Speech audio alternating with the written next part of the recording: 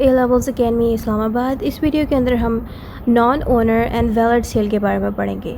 अब ये टॉपिक कहाँ से आया है मैं आपको अभी इसी वीडियो में समझाऊंगी। ये जो टॉपिक है ये आपको सेल्स एक्ट में मिलेगा।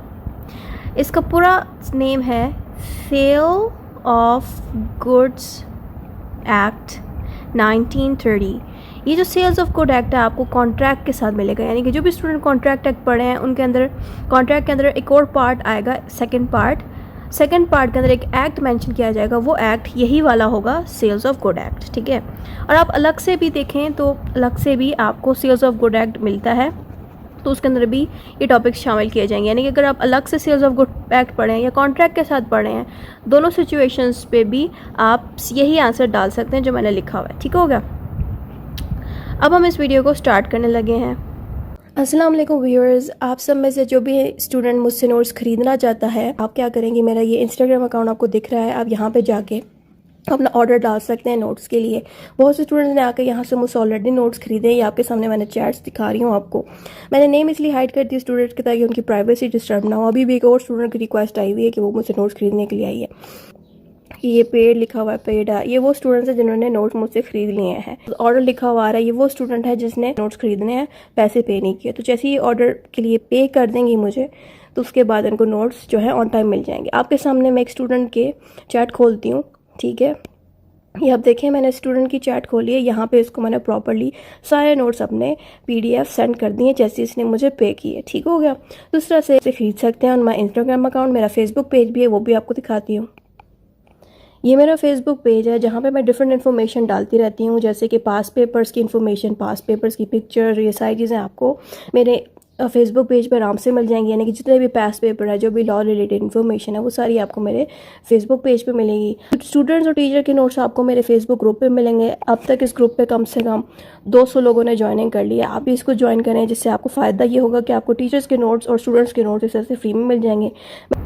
इसके इंट्रोडक्शन से स्टार्ट करते हैं। इंट्रोडक्शन, थोड़ा इसको बड़ा कर रही हूँ मैं स्क्रीन को। Imagine someone is trying to sell a toy or a bike, but it's not really theirs. Maybe they borrowed it, or maybe they found it.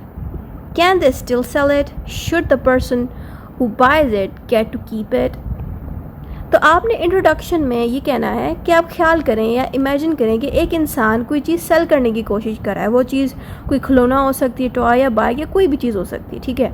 और वो जो चीज़ बेच रहा है, चाहे वो बाइक, मिसाल के तौर पे वो बाइक या साइकिल बेच रहा है। अब वो जो साइकिल बेच रहा है वो साइकिल इसकी नहीं है, क्योंकि वो साइकिल क्या पता उसने किसी से बारो किया है, यानी कि वैसे उधार ली है, या फिर उसने ये साइकिल कहीं से ढूंढी है, कहीं गुमशुदा पड़ी हुई थी, तो इसने ये साइकिल खुद रख के बेच दी, ठीक है। तो क्या वो इंसान जिसको ये साइकिल मिली है, क्या वो इंसान इस चीज़ को बेच सकता है कि नहीं? और जिसको बेच रहा है, क्या वो इंसान, यानी कि जो ख़रीदने वाला इंसान है इस साइकिल को, क्या वो इंसान ख़रीदने वाले साइकिल को रख सकता है कि नहीं? तो ये चीज़ आपने इंट्रोडक्शन में थोड़ा सा शॉर्ट करके एक्सप्लेन करना है। फिर आपने थोड़े से बेसिक रूल्स को भी इंट्रोडक्शन में डालना है। आपने लिखना है the basic rules for law is you can't sell what you don't own. तो पहले आपने एक छोटा सा क्वेश्चन अराइज करना है इंट्रोडक्शन में, फिर आपने ये बताना है लॉ क्या कहता है। लॉ कहता है कि जिस चीज़ के आप मालिक नहीं हैं, you don't own that thing, यानी कि आप उसके मालिक नहीं हैं, तो आप उस चीज़ को सेल नहीं कर सकते। फिर आपने ये लाइन लिखने के बाद बोल्ड मार्कर से फिर आपने नेक्स्ट पॉइंट में इसी लाइन को एक्सप्लेन करना है। That means if you don't own something you can't sell it. पहले पॉइंट में हमने बताना है कि आप किसी चीज़ के अगर मालिक नहीं हैं, आपने उस चीज़ को ख़रीदा नहीं है, तो आप उसको सेल भी नहीं कर सकते। दूसरे पॉइंट में हमने बताना है if you buy something from someone who isn't the real owner you usually don't get to keep it. यहाँ पे कह रहे हैं कि अगर आपने कोई चीज़ ख़रीदी है किसी और इंसान से, ठीक है, और वो इंसान जिससे आपने ख़रीदी है वो रियल ओनर उस चीज़ का नहीं है। जैसे कि एक बाईसाइकिल है, मिसाल के तौर पे एक साइकिल है, ठीक है। आपने जिस इंसान से वो साइकिल ख़रीदी है, ये बंदा है, ठीक है, ये एक इंसान है, इसने साइकिल आपको बेची है, इसका नाम अली है। और साइकिल किसको बेची है? साइकिल इसने बेची है साद को। साद ने ये साइकिल इससे ख़रीद ली, लेकिन अली जो है इस साइकिल का रियल ओनर है ही नहीं, ये मालिक ही नहीं है इसको, इस साइकिल का मालिक तो कोई और है। तो यहाँ पे लिखा है you usually don't get to keep it, यानी कि अगर आपने किसी ऐसे इंसान से साइकिल ख़रीदी है जो मालिक नहीं है उस साइकिल का, तो जिसने उस साइकिल को ख़रीदा है तो वो इंसान भी मालिक नहीं बनेगा। बेशक इसने पैसे दे के ख़रीदा है, लेकिन फिर भी लॉ के अंदर कंसिडर किया जाएगा कि ये भी मालिक नहीं हो सकता इस साइकिल का। ठीक है, लॉ हमें ये सिखा रहा है। ठीक है, कि आप एक ऐसे इंसान से कोई चीज़ खरीद रहे हो जो खुद भी मालिक नहीं है, तो वो क्या आपको ओनरशिप ट्रांसफ़र करके देगा? बेशक पैसे भी दे दो आप फिर भी उस चीज़ के मालिक नहीं बनोगे। ठीक है, ये बात यहाँ लिखी है। But sometimes the buyer don't know this and it can be unfair if they lose their money, and that's why there are some special rules called as exceptions where the sale is still okay even if the seller was not the real owner। अब law ने क्या किया कि जब law को पता चला कि इस तरह से भी लोग सेल परचेज कर रहे हैं और लोगों को धोखा दे रहे हैं, मिसाल के तौर पे अगर आपने किसी से बाईसाइकिल खरीदी है, ये साइकिल खरीदी है, ठीक हो गया, अब अली ने साइकिल बेची है साद को, ठीक है, तो साद ने तो साइकिल खरीद ली अली से, बाद में साद को पता चला कि ये जो साइकिल है ये अली की थी ही नहीं, इसने किसी से चुराई है या बारो की है, उधार पे ली है या कहीं से ढूंढी है, ये तो मालिक है ही नहीं। तो साद का यहाँ पे क्या लॉस हुआ? मनी लॉस हुआ।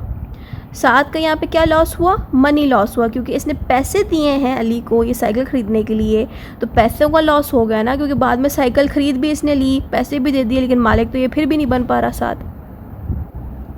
ठीक हो गया, तो ये बातें हमें लॉ बताता है। अब लॉ ने इस तरह के जो बायर्स हैं जिनको नहीं पता कि जो बेचने वाला बंदा है वो ओनर है कि नहीं ओनर, इनको बचाने के लिए लॉ ने क्या किया, कुछ एक्सेप्शंस रखे। एक्सेप्शंस का मतलब होता है कि क्या हम उस चीज़ को बग़ैर ओनरशिप के बेच सकते हैं कि नहीं, इसको एक्सेप्शंस कहते हैं। ठीक है, यानी कि लॉ ने जो चीज़ बताई है उसके ख़िलाफ़ कोई और लॉ मौजूद है कि नहीं, वो चीज़ को हम एक्सेप्शन कहते हैं। यानी कि लॉ ने कहा है कि ये चीज़ करनी है तो ठीक है, जैसे कि लॉ ने क्या कहा कि आपके पास ओनरशिप होगी, उसके आप मालिक होगे तभी आप बेच सकते हो, लेकिन लॉ ने ही एक्सेप्शन भी बनाई हुई हैं कि अगर आप मालिक नहीं हुए तब भी आप बेच सकते हो। तो लॉ खुद भी आपको सही चीज़ें भी सिखाता है और ये चीज़ें भी सिखाता है कि अगर आपने चलो लेन देन कर लिया ऐसे बंदे से जो मालिक नहीं है, तब आप कैसे बच सकते हो स्कैम से, तब आप कैसे आपको ओनरशिप मिलती है, तो वो चीज़ें हम एक्सेप्शंस कहते हैं। ठीक है, तो लॉ में कुछ ऐसे एक्सेप्शंस मौजूद हैं जिससे क्या होगा कि बेशक साद ने वो बाईसाइकिल ख़रीद ली है, साद के पास ओनरशिप ट्रांसफ़र हो जाएगी, वो एक्सेप्शंस में हमें बताया गया है। ठीक है, अब एक्सेप्शंस कौन कौन सी थी, वो section 27 to 30 of sales and good act. अगर आप ये सेक्शंस देखते हैं ना सेल्स एंड गुड एक्ट की 1930 के, इन सेक्शंस में एक्सेप्शंस दी गई हैं कि अगर आप मालिक नहीं हैं तब भी आप अगले बंदे को मालिक बना सकते हो जब वो आपसे वो प्रोडक्ट खरीद लें, बेशक आप उसके मालिक ना भी हो। ठीक है, यानी कि आपने एक चॉकलेट का बॉक्स बेचा है और आप उसके मालिक नहीं हो, लेकिन जिसको आपने बेची है वो मालिक बन जाएगा इन सेक्शंस को देखते हुए। और इन सेक्शन के साथ साथ एक सेक्शन 47 भी दिया गया। अब ये जो दो सेक्शंस हैं मैंने पिछली वीडियो में भी कवर किए हैं, यहाँ पे एक आई का साइन शो होगा, उसमें आप ये दो सेक्शंस लाजमी देखिएगा, जिसमें मैंने बहुत तफसील से सेक्शन 27 to 30 एक्सप्लेन किया है, 47 को भी एक्सप्लेन किया है, जिसमें ये बताया गया कि अगर आप मालिक नहीं हैं तो आप किसी से सेल कर सकते हैं और अगले बंदे को अपनी प्रॉपर्टी ट्रांसफ़र कर सकते हैं। सही हो गया, अपनी प्रोडक्ट या प्रॉपर्टी जो भी चीज़ है। सही है,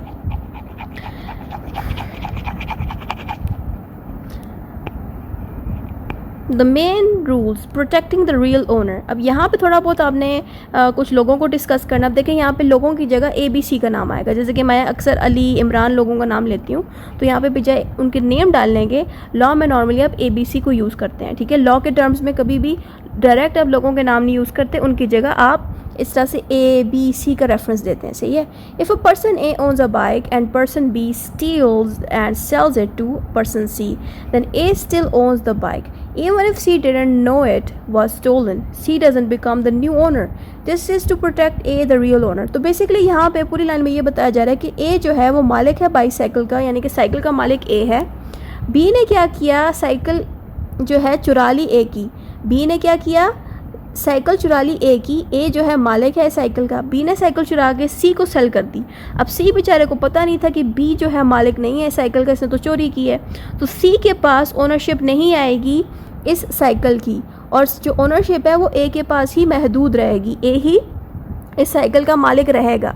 बेशक B ने सेल कर दी थी C को, तब भी A मालिक रहेगा। तो ये हमें लॉ सिखाता है। सही है, but this can hurt C who brought it honestly, so the law has made some exceptions. अब क्या हुआ कि A को प्रोटेक्ट करने के लिए लॉ ने कुछ कानून बनाए कि जब तक आप ओनर नहीं होते तब तक आप सेल नहीं करते, और जो ओनर पहले से ही मौजूद है उसकी चीज़ अगर आप बेच भी देते हो तब भी वो चीज़ उसी की रहेगी। ये लॉ ने किसको प्रोटेक्ट करने के लिए कहा? ए को, क्योंकि एक ही चीज़ चोरी हुई और जहाँ से चोरी हुई, जिस बंदे ने चोरी की वो आगे बेच दी, लेकिन जो दूसरा बंदा है जैसे कि सी, उसको वो प्रॉपर्टी नहीं मिलेगी, उसको वो चीज़ नहीं मिलेगी, उसको मालिक नहीं माना जाएगा क्योंकि ए ही मालिक है, ये लॉ कहता है। लेकिन लॉ ने क्या किया कि जब लॉ को पता चला कि यहाँ पे तो सी को भी वायलेशन हुई है इसके राइट की, यहाँ पे सी को पता नहीं था कि बी ने ये साइकिल चोरी करके इसको बेची है, तो सी ने अपनी साइड से इसको ख़रीदते वक्त कोई गलत हरकत नहीं की बल्कि ईमानदारी से पैसे बी को दिए। तो सी के राइट्स को प्रोटेक्ट करने के लिए लॉ ने ये कहा कि एक्सेप्शंस भी मौजूद हैं, एक्सेप्शंस भी मौजूद हैं। अब वो एक्सेप्शंस क्या क्या दी गई हैं, अब हम उन एक्सेप्शंस को पढ़ेंगे। तो यहाँ पे उन एक्सेप्शन की तफसील लिखी गई है, ठीक है। The exceptions when a non owner can make a good sale. Here are times when the buyer can become the owner even if the seller wasn't the real owner. तो यहाँ पे हमने थोड़ा स्टार्ट पे बताना है कि अगर जो ख़रीदने वाला बंदा है वो ओनर कैसे बन जाएगा उस प्रॉपर्टी का, उसके बारे में तफसील यहाँ नीचे लिखी है। ये चीज़ आपने इंग्लिश में यहाँ पे लिख देनी है, ठीक है।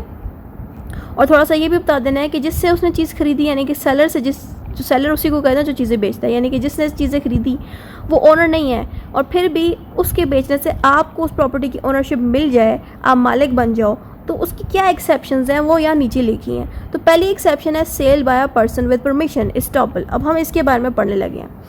If the real owner does something that makes people think the seller is allowed to sell the item, then the buyer can keep it. Example देख लेते हैं। If Ali lets his friend keep his bike and tells others it's okay and the friend sells it, the buyer may get to keep it. तो यहाँ पे क्या किया, अली ने अपनी साइकिल अपने दोस्त को दे दी। दोस्त ने ऑब्वियसली अली से मांगी थी कि मुझे अभी साइकिल चलाने के लिए दो। दोस्त को जब दे दी तो इसके दोस्त ने क्या किया, आगे जाके किसी और को ये साइकिल बेच दी और लोगों को लगा कि भाई जो दोस्त है इसी की साइकिल है, क्योंकि इसकी दोस्ती अली के साथ कुछ ऐसी थी कि अगर ये कुछ उसकी साइकिल को बेचे या आगे उसके साथ जो भी करे, अली को अगर एतराज़ नहीं है, ना ही अली जो है माइंड करेगा, तो इस तरह के सेल को सही माना जाएगा, ठीक है। तो यहाँ पे ये बात लिखी गई है। इसमें स्टॉपल को एक्सप्लेन किया। स्टॉपल को समझने के लिए आपको मैं कहूँगी कि यहाँ पे एक आई का साइन शो हो रहा है टॉप पे, तो उस पर स्टॉपल की कंप्लीट वीडियो होगी। आप वहाँ पे क्लिक करेंगे तो स्टॉपल की वीडियो आपके सामने प्ले हो जाएगी। इस वीडियो पे मैं नहीं समझा रही क्योंकि बहुत लंबा हो जाएगा, सही है। नेक्स्ट हेडिंग है हमारे पास sale by a business helper, mercantile agent. अब जब बिजनेस में जो बंदा आपको हेल्प करता है उसको कहते हैं मर्केंटाइल एजेंट, ठीक है। A mercantile agent is someone who helps sell or buy things for others in businesses. If they sell something in the normal way of business and the buyer thinks it's all legal, the buyer can get good ownership. तो यहाँ पे हो ये रहा है कि एक बंदे का बिजनेस है, ठीक है। अब उसने इस बिज़नेस के अंदर मिसाल के तौर पे किसी की मेडिसिन की शॉप है, बिज़नेस कोई कर रहा है और उसकी मेडिसिन की शॉप है, ठीक है। अब उस बिज़नेस के अंदर जो मेडिसिन किसी शॉप बनाई है उसमें ये बिजनेसमैन क्या करता है, एक बंदे को हायर करता है और कहता है कि तुम मेरी जगह मेरे प्रोडक्ट्स को सेल करो, यानी कि जो दवाइयाँ मेरे शॉप में मौजूद हैं, यानी कि इसने जो बिज़नेस करने के लिए जो मेडिसिन शॉप बनाई है उसके अंदर जो दवाइयाँ मौजूद हैं वो आप बेचो लोगों को। तो वो जो थर्ड पर्सन है इसको मर्केंटाइल एजेंट कहते हैं, वो क्या करेगा, जो भी ख़रीदार इसकी दुकान में आएगा उनको कहेगा कि हमारे पास ये दवाइयाँ मौजूद है, आप हमसे खरीदें। क्या पता ये बंदा मर्केंटाइल एजेंट दुकान के अंदर ना बैठे, क्या पता ये बाहर जाके लोगों को कहे कि हमारी फ़लाँ जगह दुकान है, आप हमसे मेडिसिन खरीदें। क्या पता इसके पास एक बैग हो और ये लोगों को जगह जगह जाके बेच रहा हो। तो मर्केंटाइल एजेंट शॉप के अंदर भी बेच सकता है, शॉप के बाहर भी बेच सकता है। क्यों? क्योंकि ये आपकी मदद कर रहा होता है कि आपकी चीज़ें लोगों तक बिकें। उससे क्या होता है कि लोगों को पता है कि ये बंदा जो है असली ओनर नहीं है, लेकिन ये किसी शॉप के साथ काम कर रहा है, किसी कंपनी या बिजनेसमैन के साथ काम कर रहा है, तो उनको यकीन हो जाता है कि हाँ अगर मैं ऐसी चीज़ खरीदूंगा तो मैं इस चीज़ का ओनर बन जाऊंगा खरीदने के बाद, ठीक है। तो इसलिए मर्केंटाइल एजेंट के थ्रू भी अगर आप कोई चीज़ बिकवाते हो, बेशक आप ओनर हो, ओनर वो बंदा नहीं है, मर्केंटाइल एजेंट ओनर नहीं है, लेकिन वो आपके लिए बेच रहा है, आपकी मदद कर रहा है प्रोडक्ट सेल करने में, तब भी प्रोडक्ट जो सेल होगा उसको सही माना जाएगा, ठीक है। तो ये एक्सेप्शंस भी यहाँ पे मौजूद हैं। इस पे आप shop assistant sells a phone, जैसे कि ये मैंने शॉप की एग्जांपल दी, यहाँ पे भी शॉप की एग्जांपल डाल दें कि जो शॉप में बंदा बैठा होता है वो मालिक तो नहीं है, लेकिन वो भी आपकी दुकान में इसलिए बैठा होता है ताकि आपकी दुकान में जो चीज़ें मौजूद है उसको बेचने में मदद करे, वो बेच रहा होता है, ठीक है। और क्लाइंट के साथ बना के रखता है, क्लाइंट्स भी आते हैं, तो इसकी मदद से क्या होता है कि आपका जो बिज़नेस है वो अच्छा चलता है। आप बेशक उस दुकान में मौजूद ना भी हो, लेकिन जिस बंदे को आपने रखा होता है यानी कि मर्केंटाइल एजेंट को रखा होता है, वो आपकी मदद करता है प्रोडक्ट्स को सेल करने में, ठीक हो गया। बेशक वो दुकान उसकी भी नहीं है, कुछ भी उसका नहीं है, फिर भी वो आपकी मदद करेगा उस चीज़ को बेचने में, और प्रोडक्ट जो बंदा खरीदेगा वो मालिक बन जाएगा, सही है। बेशक आपने खुद जाके नहीं उस चीज़ को बेचा आप मालिक को, लेकिन आपने किसी और को रखा हुआ है, वो बेच रहा है, तब भी ये चीज़ें वैलिड होंगी। और लॉ कहेगा कि टाइटल उन बंदों को मिल जाएगा जो भी मर्केंटाइल एजेंट के थ्रू चीज़ें खरीदेगा। मर्केंटाइल एजेंट को हम शॉप वाला दुकानदार भी कहते हैं, ठीक है, जो दुकान में चीज़ें बेच रहा होता है, सही है। Sale by one joint owner, if two or more people own something together and one of them sells it while already having it, the buyer may keep it if the buyer didn't know about the others। तो ये हो ये रहा है ना कि एक बंदा, मिसाल के तौर पे छोटी सी एग्जांपल देती हूँ, छोटा सा एक खिलौना है, ठीक है। खिलौने की जगह हम करते हैं कि एक पेंटिंग है, ठीक है। एक पेंटिंग है जिसके दो मालिक हैं, सही है। एक मालिक का नाम है अली, दूसरे मालिक का नाम है, ये मैं इंसान बनाने की कोशिश करी, कुछ और बन गए, अली, दूसरा बंदा है यहाँ पे सपोज मरियम, दो भाई बहन है, ठीक है, उनकी ये पेंटिंग है। अली ने क्या किया, रिजवान एक और बंदा है जो बायर है, ख़रीदना है पेंटिंग को, तो अली ने क्या किया, रिजवान को ये पेंटिंग भेज दी, मरियम से पूछा भी नहीं, तो रिजवान फिर ओनर बन जाएगा इस पेंटिंग का। बेशक मरियम से उसने नहीं पूछा, तब भी रिजवान बन जाएगा, क्योंकि दोनों ही ओनर थे और दोनों में से कोई एक भी अगर बेचता है तब भी वो जो बेचने वाली चीज़ है उसको वैलिड माना जाएगा और रिजवान को ओनरशिप ट्रांसफ़र हो जाएगी, रिजवान मालिक बन जाएगा उस पेंटिंग का, ठीक हो गया। तो ये चीज़ भी हमें लॉ ने एक्सेप्शन दी है। और ये जितनी भी बातें मैं यहाँ पे पढ़ रही हूँ, ये सारी की सारी बातें सेक्शन 27 to 30 प्लस सेक्शन 47 में मौजूद हैं। तो अगर आप सेक्शंस वाइज समझना चाहते हैं तो सेक्शन वाली वीडियो यहाँ लिंक आपको एक आई का साइन शो हो रहा होगा, उस पर आप क्लिक करें, उनमें भी सेम यही बातें लिखी गई हैं, ठीक हो गया। दूसरा पॉइंट है sale when the seller got item in a tricky way, voidable contract, सही हो गया। तो पिछली वीडियो में जब मैंने आपसे जो कहा है ना सेक्शन 27 to 30 वाली वीडियो देखी, उसमें वॉइडेबल कॉन्ट्रैक्ट की जगह मैंने हेडिंग दी है प्रॉब्लम कॉन्ट्रैक्ट या प्रॉब्लम इन कॉन्ट्रैक्ट, ठीक है। आप चाहे तो प्रॉब्लम इन कॉन्ट्रैक्ट की हेडिंग दे दें या वॉइडेबल कॉन्ट्रैक्ट की हेडिंग दें, जो दिल करे हेडिंग दें, ठीक है। तो अगर आपको वॉइडेबल का मतलब नहीं पता, वॉइडेबल का मतलब है कि ऐसा कॉन्ट्रैक्ट जिसमें आपको पता ही ना हो कि क्या लिखा है, या ऐसा कॉन्ट्रैक्ट जिसमें आपके साथ फ्रॉड हुआ हो या आपसे ज़बरदस्ती साइन करवाया गया हो, उस कॉन्ट्रैक्ट को हम गलत कॉन्ट्रैक्ट कहते हैं। तो गलत की इंग्लिश होती है वॉइडेबल कॉन्ट्रैक्ट, ठीक हो गया। अब यहाँ पे क्या हो रहा है कि आपने कोई ऐसी चीज़ खरीदी है, मिसाल के तौर पे कोई आपने यहाँ पे गाड़ी बना देती हूँ तो थोड़ा इजी रहेगा। यहाँ पे ये जो गाड़ी बनी है ये आपने ख़रीदी है और आपके पास एक पेज आया है जिसमें इस गाड़ी की ओनरशिप है। अब गाड़ी के जो ओनरशिप है यहाँ पे कुछ ऐसी गलतियाँ हुई हैं जिससे क्या हो रहा है कि टाइटल आपको ट्रांसफ़र नहीं हो रहा। आपने पैसे दे दिए इस गाड़ी के, ठीक है, और कागजात भी आपको मिल गया। बाद में कागज़ जो थे, जो कॉन्ट्रैक्ट हुआ था, बाद में आपको पता चला ये तो वॉइडेबल कॉन्ट्रैक्ट है, टाइटल आपको ट्रांसफ़र हुआ ही नहीं गाड़ी का। यानी कि आप टाइटल कॉन्ट्रैक्ट में, टाइटल क्या होता है मैंने आपको पिछली वीडियो में समझाया होगा। टाइटल का मतलब ये है कि आप मालिक बन जाते हो उस चीज़ के, ठीक है। तो गाड़ी अगर आपने ख़रीदी तो जो कागज़ात हैं उन पर आपका नाम आना चाहिए, ठीक है। बट यहाँ पे क्या हो रहा है कि कागज़ात पे टाइटल पे किसी और बंदे का नाम लिखा हुआ है। मैं एग्जांपल दे रही हूँ, ठीक है। कॉन्ट्रैक्ट में कोई भी मिस्टेक हो सकती है, कॉन्ट्रैक्ट में कुछ भी हो सकता है, बट मैं एग्जांपल दे रही हूँ। सपोज टाइटल में आपकी जगह किसी और का नाम डला हुआ है, ठीक है, और पैसे भी आपने दे दिए, गाड़ी भी खरीद ली, मसला बना हुआ है आपकी टाइटल का, सही है।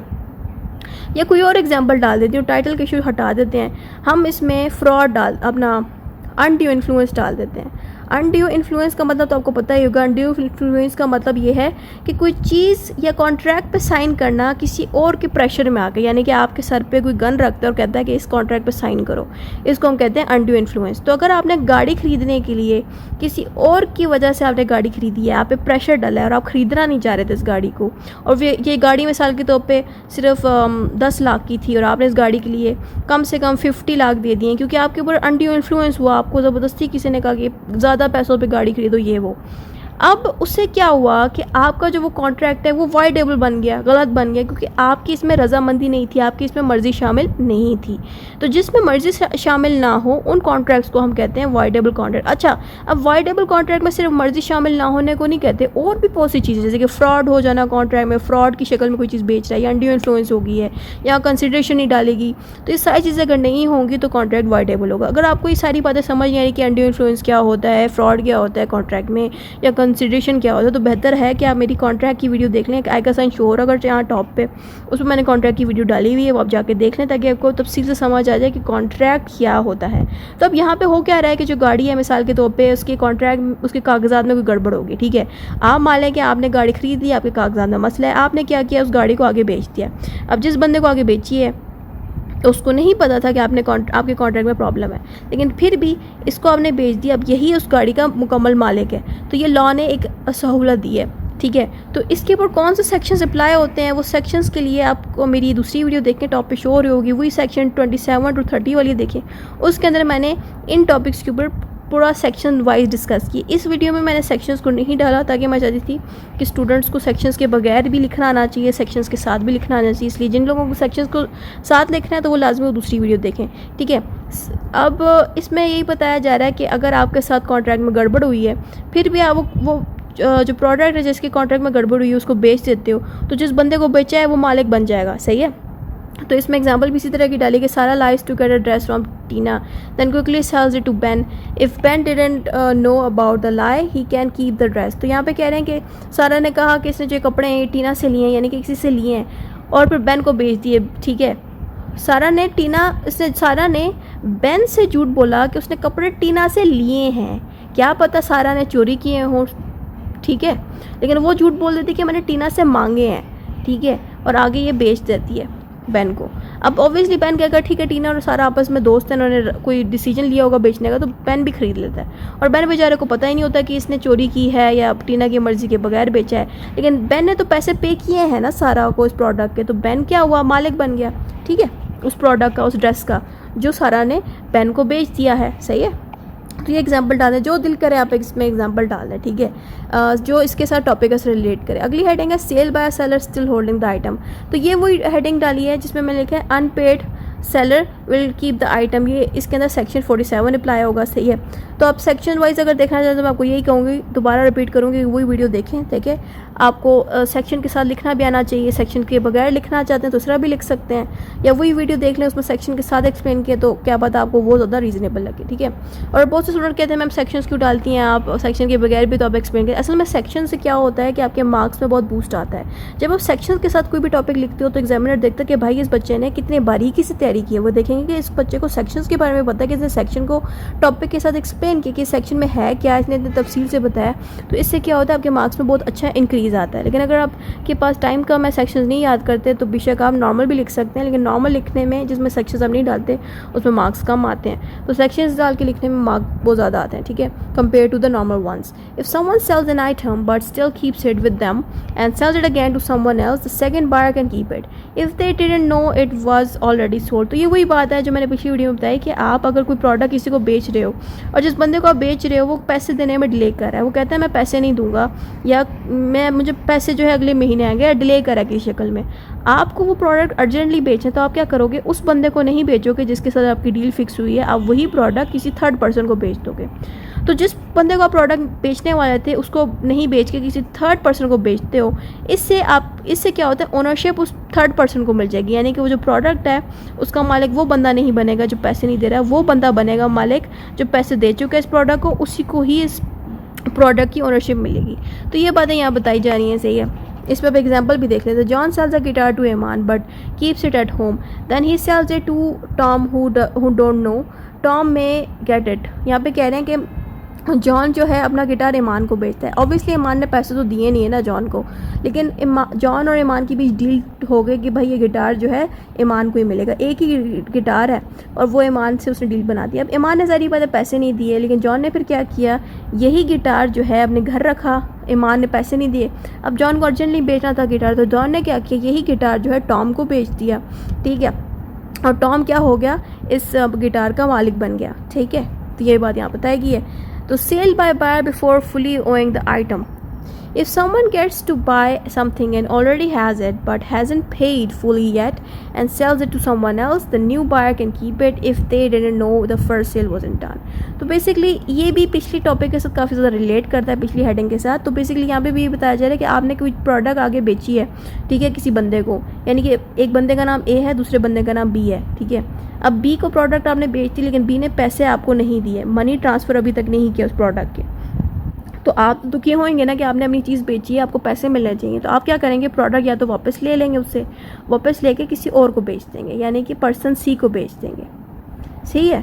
तो अगर आपने वही प्रोडक्ट जो बी को दे के बाद में वो ले के किसी और को अगर देंगे तो उससे ओनरशिप डिस्टर्ब नहीं होगी, बल्कि ओनरशिप उसी को ही मिलेगी जो इस प्रोडक्ट को एंड पे खरीदेगा. यानी कि सी को अगर आपने बेचा है, सी ने पैसे भी दे दिए उस प्रोडक्ट के, तो ओनरशिप का टाइटल सी को ही मिलेगा, बी को नहीं मिलेगा. बेशक वो प्रोडक्ट आपने पहले बी को दिया, बाद में उससे वापस लिया. सही है. तो वही सेम बात है, बट उसको थोड़ा डिफरेंट तरह से बताया गया. Sale by an unpaid seller. If someone sells something but doesn't get paid and the buyer doesn't pay even after a warning, the seller can sell it to someone else. The new buyer becomes owner. अच्छा, अब यहाँ पे भी वही same बात है, दोबारा repeat हो गई है. अब यहाँ पे सेम ही बात है जैसे कि ये वाली और पिछली दो हेडिंग्स हैं. इन दोनों हेडिंग्स के अंदर वही बात बताई गई है जो उसमें भी बताई गई है. तो यहाँ पे बेसिकली असल में मैंने डिफरेंट हेडिंग्स में इसको इसलिए लिखा है क्योंकि हर हेडिंग में थोड़ी सी चेंजेस. अब जैसे कि इसमें ये बताया जा रहा है कि प्रोडक्ट जो है पहले किसी और को दिया, ठीक है, उसने पैसे नहीं दिए, सही है, और फिर किसी और को दे दिया गया, सही है. और यहाँ पे बताया गया कि प्रोडक्ट आगे बेचा ही नहीं गया, प्रोडक्ट आपके पास ही था, यानी कि आपको पैसे भी नहीं दिए, प्रोडक्ट भी आपके पास है. तो आप बेशक वो प्रोडक्ट किसी और के साथ किसी और को दे दो, डील बेशक आपने किसी और से की थी, लेकिन वही प्रोडक्ट किसी और को दे दो. तो यहाँ पे जो थर्ड पॉइंट है, इसमें क्या हो रहा है कि आपने प्रोडक्ट बेसिकली आगे दे दिया है. सही है. आपने दे दिया है या अगले के साथ कोई कॉन्ट्रैक्ट कर लिया, आपने कहा कि ठीक है, आपने उसके साथ इस बंदे के साथ कॉन्ट्रैक्ट कर दिया कि हाँ मैं आपको इस तारीख को प्रोडक्ट दे दूंगा. अब वो तारीख आ गई है, ये जो बंदा है ये आपको पैसे ही नहीं दे रहा, तो आप क्या करोगे? आपका दिमाग तो नहीं ख़राब कि आप कॉन्ट्रैक्ट करके कहोगे कि नहीं कॉन्ट्रैक्ट है तो मैं इसको प्रोडक्ट दूंगा बगैर पैसों के? ऐसा तो आप नहीं करोगे ना. आपको जो पता चलेगा कि हाँ मैंने इसके साथ जो कॉन्ट्रैक्ट किया था उस डेट के हिसाब से, कॉन्ट्रैक्ट में जो डेट मेंशन थी ना कि आज की डेट पे ये प्रोडक्ट मेरे घर आना चाहिए, अब कॉन्ट्रैक्ट के हिसाब से आज की डेट के हिसाब से उसके घर वो प्रोडक्ट आना चाहिए. तो ड्यूटी देखी जाए तो इसको भी तो पैसे देने चाहिए ना उस बंदे को कि प्रोडक्ट के, और इसकी ड्यूटी बंदी के प्रोडक्ट भेजे. अब ये बंदा पैसे ही नहीं दे रहा, तो ये बंदा बेवकूफ़ थोड़ी है कि अपना प्रोडक्ट दे देगा. ये क्या करेगा कि ये बंदा जिसके साथ एग्रीमेंट हो गया है और पैसे नहीं मिले तो उसको हम कहेंगे अनपेड सेलर. यानी कि ये बंदा जो प्रोडक्ट बेच रहा है इसको पैसे अभी तक नहीं मिले तो उसको हम कहते हैं अनपेड सेलर. तो सेलिंग करने वाला बंदा क्या करेगा, इसको देने की बजाय किसी थर्ड पर्सन को वो प्रोडक्ट सेल कर देगा. सही हो गया. बेशक उनके बीच कोई कॉन्ट्रैक्ट हुआ है या जो भी हुआ है, फिर भी वो आगे दे देगा क्योंकि इस बंदे ने पैसे नहीं दिए. सही हो गया. वही सेम बात है बट थोड़ा डिफरेंट वे में आपको लिखनी होती है, ठीक है. अब इसमें sale by person who found lost thing. अब यहाँ पे क्या होता है, आप गुमशुदा चीज़ों को खुद रख के आगे बेचते हो. यानी कि अगर मिसाल के तौर पर आप रोड पे चल रहे हो और आपको रोड के साइड पे कीमती घड़ी पड़ी मिलती है और वो बिल्कुल सही कंडीशन में है, तो आप क्या करोगे, उसको उठाओगे और खुद ही रख लोगे ना. बहुत कम लोग होते हैं जो उस प्रोडक्ट को उठाएंगे और पुलिस के पास ले जाएंगे. वो तो यही सोचेंगे ना ये प्रोडक्ट इतना प्यारा है, इतना महंगा है, तो मैं आगे बेच देता हूँ, ठीक है. तो यहाँ पे भी यही बताया जा रहा है कि if someone finds the lost item and tries hard but can't find the owner and the item is worth less than what they've spent taking care of it, they can sell it. The buyer becomes owner. तो यहाँ पे क्या होता है कि जिस बंदे को कोई गुमशुदा चीज़ मिलती है उसके मालिक को ढूंढने की भी अगर कोशिश करे और मालिक तब भी नहीं मिलता, तो उसको जब दिख जाता है कि इस प्रोडक्ट को रखने का भी मुझे कोई फ़ायदा नहीं है और ना ही इसको मैं संभाल पा रहा हूँ, तो वो क्या करेगा, उस प्रोडक्ट को आगे किसी बंदे को बेच देगा. और अगर वो इस तरह से भी बेचता है, बेशक उसकी अपनी चीज़ नहीं है, तब भी ओनरशिप ट्रांसफ़र हो जाएगी उसको बेचने से. सही हो गया. अगली हेडिंग है sale by pawnee's keeper of pledged goods. If a person keeps someone's item as a promise for paying money and the owner doesn't pay, the keeper can sell the item. The new buyer gets the good ownership. तो यहाँ पे हो क्या रहा है कि मिसाल के तौर पे यहाँ पे एक इंसान है, उसका नाम अली है. उसने पैसे लिए हैं इमरान से 10,000 रुपये, ठीक है. अली ने इमरान से 10,000 रुपये लिए हैं. इमरान क्या करेगा, अली से कोई ऐसी चीज़ रख लेगा अपने पास जो 10,000 रुपये की होगी. अगर अली अपने पैसे यानी कि इमरान के पैसे वापस नहीं करता, तो इमरान क्या करेगा, अली की वो चीज़ जो 10,000 रुपये की होगी या 10,000 रुपये से ज़्यादा की होगी उसको बेच देगा, और जितने पैसे उसमें से निकलेंगे, सपोज़ जो आइटम बेचा है वो 20,000 के, तो 10,000 रुपये अली को दे देगा, और बाकी के जो 10,000 रुपये हैं जो उधार थे अली पे, वो अपने पास रख लेगा। इसको हम कहते हैं सेल ऑफ पाउंड। ठीक है, तो यही पे बात लिखी गई है कि एक इंसान है किसी की चीज़ अपने पास रख देता है क्योंकि उसने उस बंदे को पैसे दिए हैं, यानी कि वो उस बंदे की चीज़ अपने पास रखता है जिसको उसने पैसे दिए। जो सारा मैंने एक्सप्लेन की हुई आपने इंग्लिश में लिख देना, यहाँ पे सही हो गया। तो जब आप इस तरह से भी सेल करते हो ना, तो जिस बंदे को सेल किया वो ओनर बन जाता है उस चीज़ का। आगे है the sale by the government official receiver or liquidator when a person or company has no money and goes bankrupt, a government helper can sell their things even though this person is the real owner, the sale is legal. बच्चे यहाँ पे बात ये लिखी गई है कि एक इंसान है, ठीक है, या बहुत सारे इंसान है, ठीक है, बहुत सारे इंसान यहाँ पे मैं बना रही हूँ। अब ये लोग मिलके कंपनी चला रहे हैं बड़ी सी। अब कंपनी चलाते चलाते उनको क्या हो गया, इन लोगों को, कि इनके पास पैसे ख़त्म हो गए। जिन लोगों के पास पैसे ख़त्म हो जाते हैं ना अचानक, उनको हम कहते हैं बैंकरप्ट।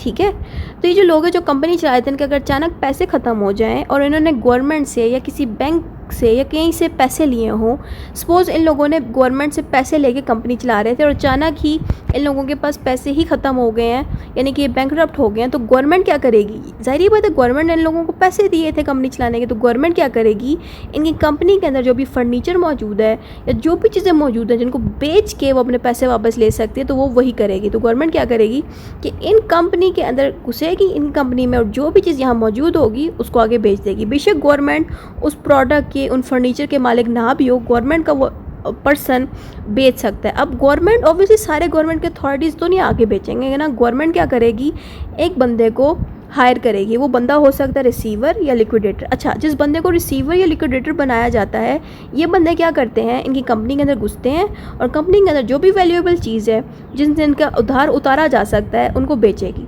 ठीक है, क्योंकि ज़ाहिर बात है इन बंदों ने, कंपनी चलाने वाले बंदों ने कंपनी बनाने के लिए गवर्नमेंट से पैसे लिए, ठीक है, या बैंक से लिए मिसाल के तौर पे, तो गवर्नमेंट या बैंक जो भी अथॉरिटी से पैसे लिए हैं, तो वो अथॉरिटी अपनी साइड से एक रिसीवर और लिक्विडेटर को रखेगी इनसे पैसे वसूल करने के लिए, और ये पैसे अगर ना दे पाएँ तो इनकी कंपनी के अंदर जो भी कीमती चीज़ हो, चाहे वो चेयर हो या पेंसिल तक भी हो, उसको वो बेच देगी ताकि सारे पैसे रिकवर हो सकें। ठीक है, बेशक ये जो रिसीवर है और लिक्विडेटर मालिक तो नहीं है इस कंपनी के, लेकिन ये जो भी चीज़ें बेचेंगे ना, उससे क्या होगा, जो दूसरा बंदा है, जो ख़रीदने वाला बंदा है यानी कि बायर है, वो मालिक बन जाएगा उस कंपनी से जो भी चीज़ वो ख़रीदेगा। चाहे वो चेयर अगर ख़रीद रहा है, ये बायर जो है चेयर का मालिक होगा।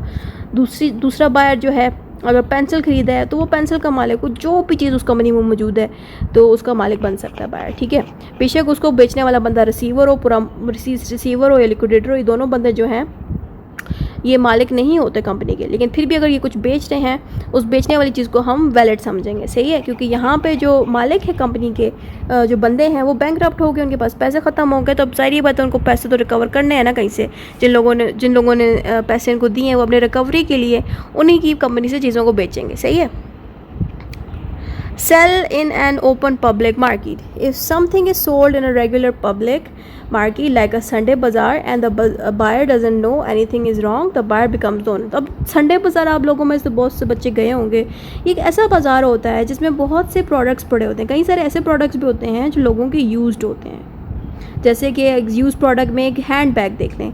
अगर आप कहीं से हैंड बैग लेने जा रहे हैं संडे बाज़ार में, तो आपको दिख रहा होगा वो थोड़ा यूज्ड सा लगता है। ठीक है, तो आप शक नहीं करते, आप कहते हो ठीक है संडे बाज़ार में सभी बेच रहे हैं। अब आपको क्या पता वो जो हैंड बैग है वो चोरी का है, उसका थेफ्ट हुई उस हैंड बैग की, या वो कहीं से लेके आए हैं, क्या किए आपको नहीं पता। आपको पता है कि संडे बाज़ार है, यहाँ पे सब लोग चीज़ें बेच रहे हैं, यूज़ चीज़ें बेच रहे हैं, तो आप फिर भी ख़रीदते हो, और जब आप ख़रीद लेते हो आप उस चीज़ के ओनर बन जाते हो। सही है। और जो संडे बाज़ार है या बड़ी बाज़ार में या मार्केट में कोई चीज़ बेची जा रही है, ओपनली बेची जा रही है, पब्लिक में बेची जा रही है, तो वहाँ पे जो सेल परचेज़ है वो भी वैलिड होता है, आप मालिक बन जाते हो। ठीक है, ये सारी एक्सेप्शंस हमने इसके ऊपर पढ़ी। सही है, अब कंक्लूजन देख लेते हैं। Usually only the real owner can sell the item. पहले वाले पॉइंट में हमने वही स्टार्टिंग वाली बात बतानी है कि जो ओनर है वही जो है प्रोडक्ट सेल कर सकता है। ठीक है, दूसरी लाइन्स में हमने ये बताना है कि अगर आप ओनर नहीं हो तब भी आप चीज़ें बेच सकते हो। तो जितना कुछ भी आपने पढ़ा ना ऊपर, वो सारा आपने शॉर्ट करके कंक्लूजन में लिख देना है कि but sometimes the buyer can still become the new owner even if the seller didn't really own it. The buyer must act in good faith honestly and not know that something is wrong. The law tries to protect both the real owner and the honest buyer in different situations. अच्छा, यहाँ पर जितना कुछ आपने ऊपर पढ़ा उसको short करके यहाँ पर लिख देना है। वही ऊपर वाली सेम बात उन्होंने दोबारा यहाँ लिख दी है शॉर्ट करके मैंने। और लास्ट लाइन में आपने लिख देना है कि जो लॉ है वो असली मालिक को भी प्रोटेक्ट करता है और साथ में जो ऑनेस्ट बायर्स हैं, जो उस प्रोडक्ट को ख़रीदने के लिए जेन्युइनली पैसे देते हैं, उनको भी प्रोटेक्ट किया जाता है और जो मालिक थे उनको भी प्रोटेक्ट किया जाता है। सही हो गया? बस आपने इस तरह से शॉर्ट करके लिख देना है। Thank you for watching and don't forget to subscribe. And playlist के अंदर इस सेल एंड गुड्स एक्ट की सारी नोट्स मौजूद हैं। प्लेलिस्ट के अंदर इसके सारे नोट्स मौजूद हैं। Thank you for watching.